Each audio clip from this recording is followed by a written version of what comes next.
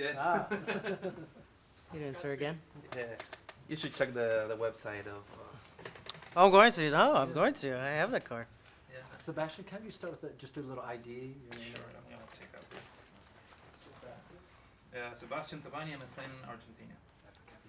Stay in the back of the chair. Get the shot. Good. All right. We're good to go. Okay, so when you face a challenge like training a new guy, what sort of things do you look for or search in that guy? Special talents, inherent physical abilities, or what?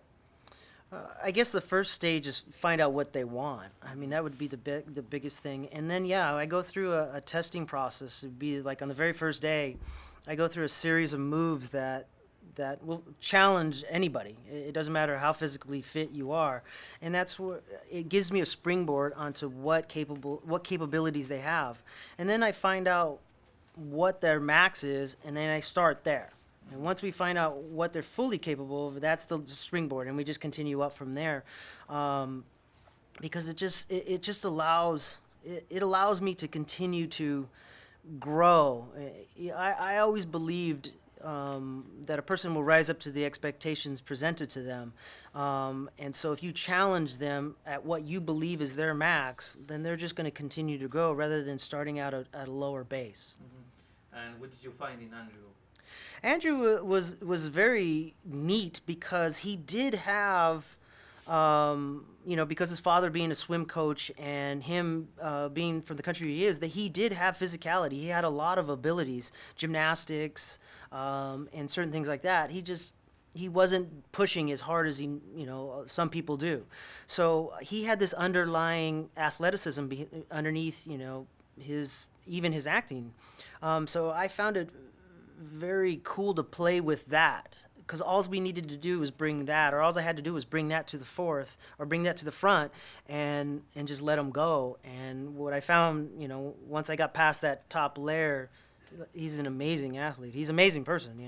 I think his body is phenomenal. The character Spider-Man is very lean. Yes. He's not a muscular god. No.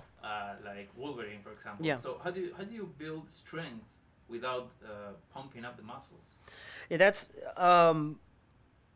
there's a difference between exploding a muscle or making it thicker and making it long and lean. And in his case, we put him in, instead of just putting dead weight and having him do what would be considered standard hypertrophy training, which is muscle building, we put him in imbalanced situation with a lot of weight. So he would be on one foot, he'd be stepping up, he would be on a ball, he would be doing so many things that cause so many facets of his body just to get dense.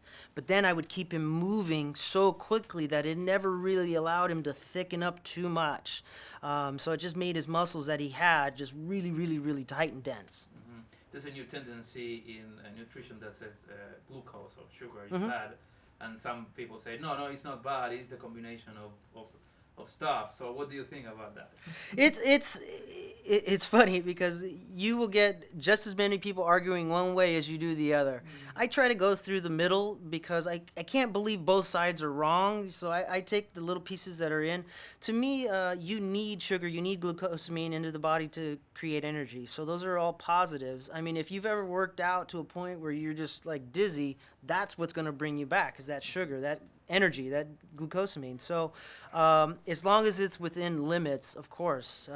You eat too much of it, then yeah, it's going to be really, really bad. But too much of anything is going to be really bad, except vegetables. Yeah, exactly. Thank you very much. Thank you so much. Thank you. Alrighty.